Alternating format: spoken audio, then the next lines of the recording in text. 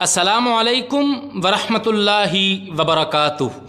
آج کی ویڈیو میں خوش آمدید۔ آج کی اس ویڈیو میں آپ کو حاملہ خواتین کے لیے ڈینگی وائرس کے خطرات سے آگاہ کروں گا۔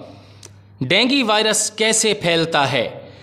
ڈینگی وائرس مچھر کے کاٹنے سے پھیلتا ہے، جسے متاثرہ حاملہ عورت حمل کے دوران یا پیدائش کے وقت اپنے آس پاس اپنے جنین میں وائرس منتقل کر سکتی ہے۔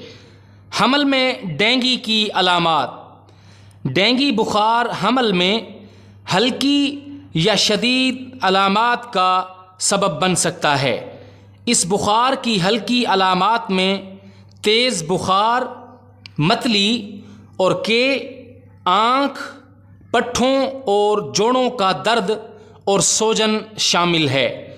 دوران حمل ڈینگی بخار کا علاج۔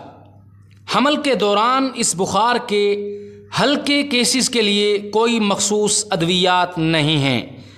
اس کے لیے ہائیڈریٹڈ رہیں اور کافی مقدار میں لیکوڈ پینا یقینی بنائیں۔